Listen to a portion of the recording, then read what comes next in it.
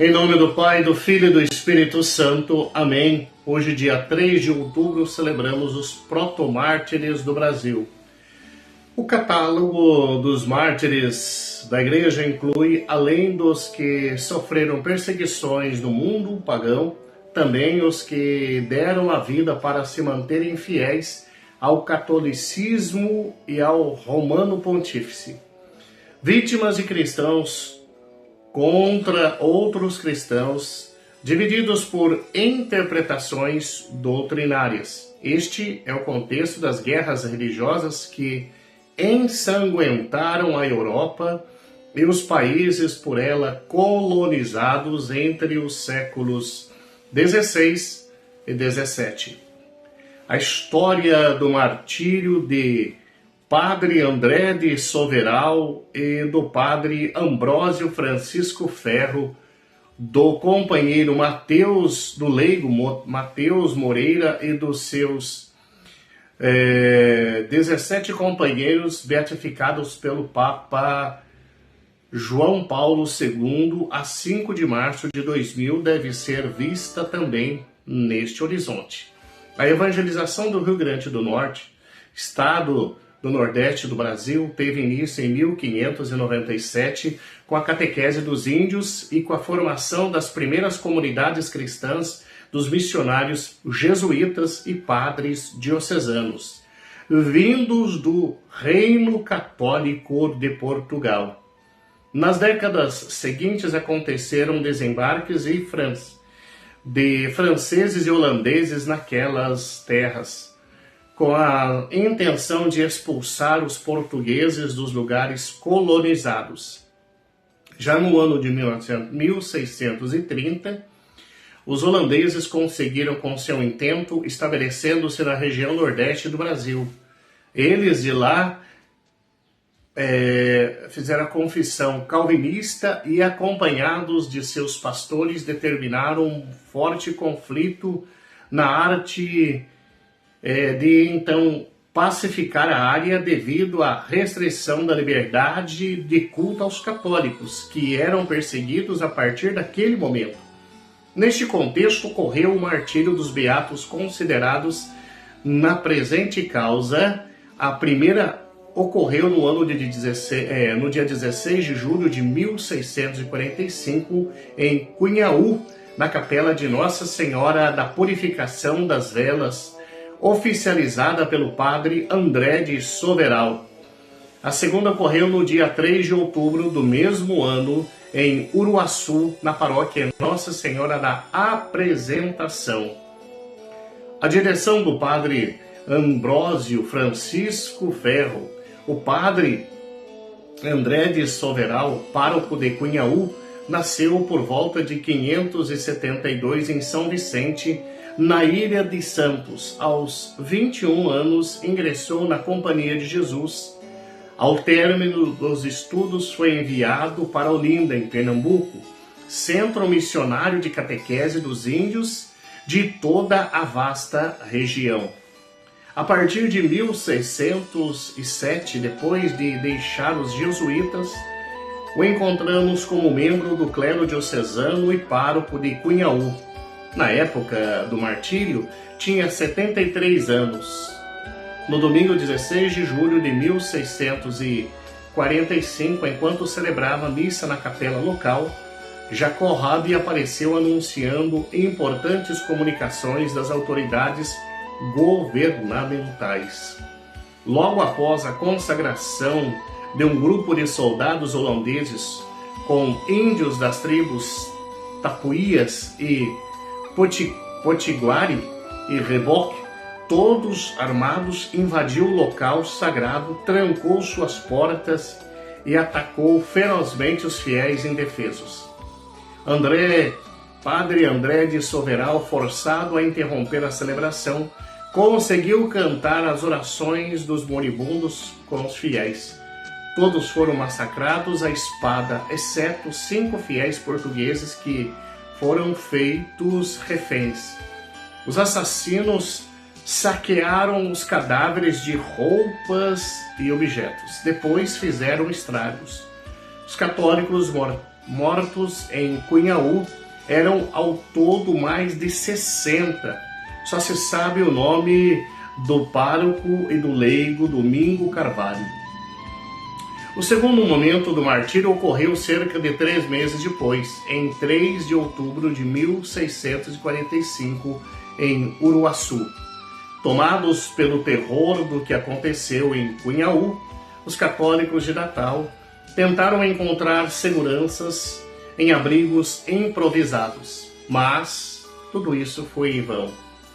Presos juntamente com seu pároco, Padre André Francisco de Ferro, foram transferidos para perto de Uruaçu, onde soldados holandeses e cerca de 200 índios os esperavam sob o comando do cacique Antônio Paraopaba, que, convertido ao protestantismo calvinista, havia uma verdadeira aversão ao catolicismo.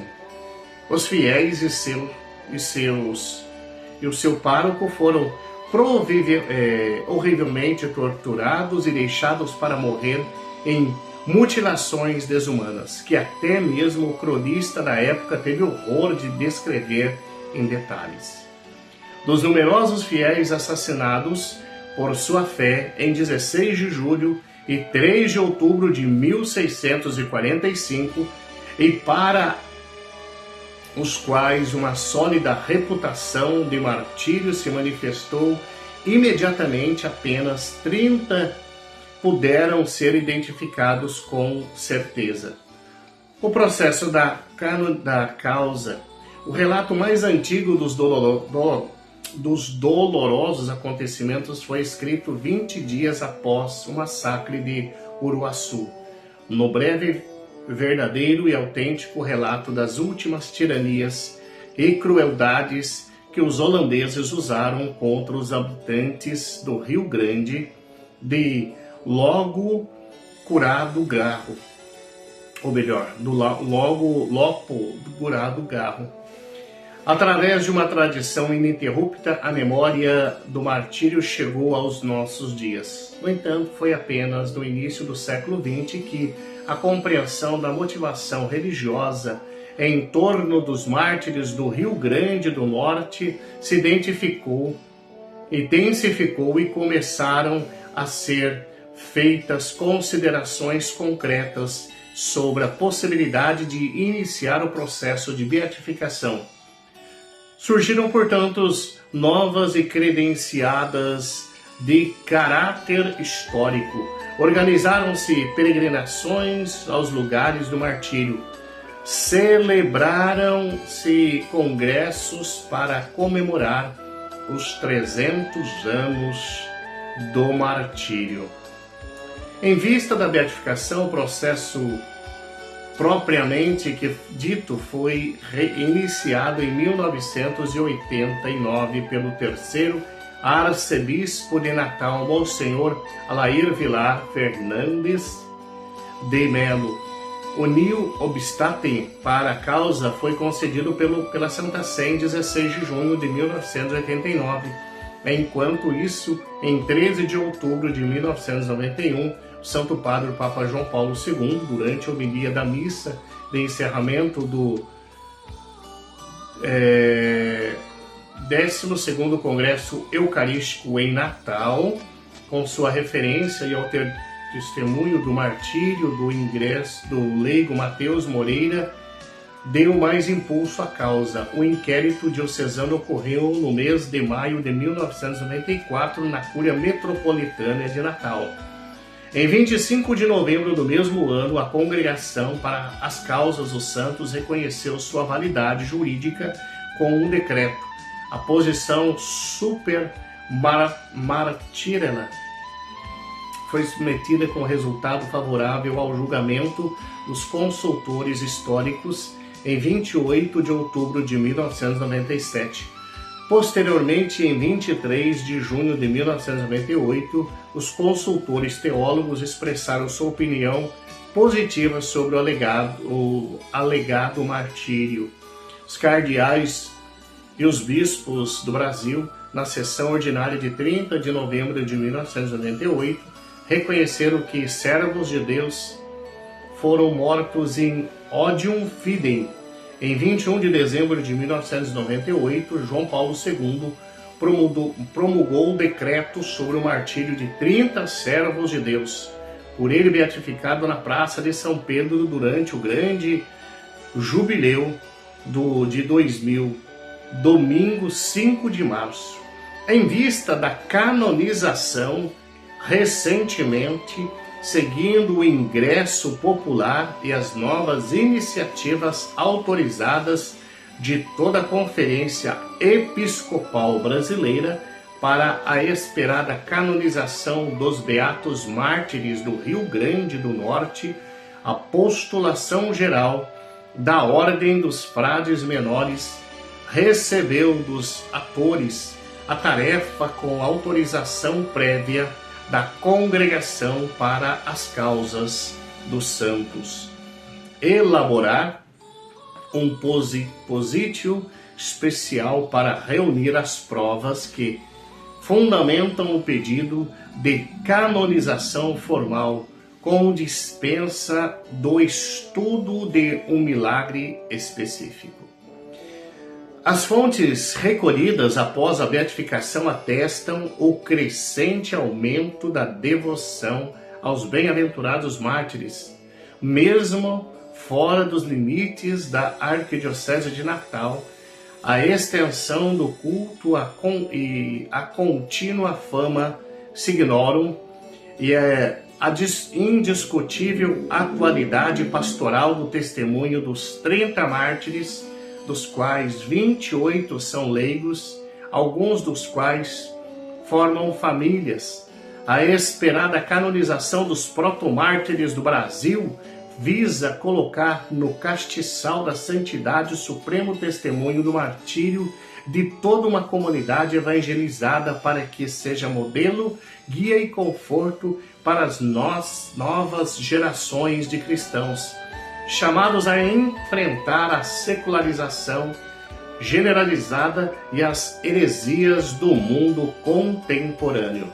Os eminentes cardeais e bispos da Congregação para as Causas dos Santos, reunidos em sessão ordinária no dia 14 de março de 2017, tendo examinado a Positio Super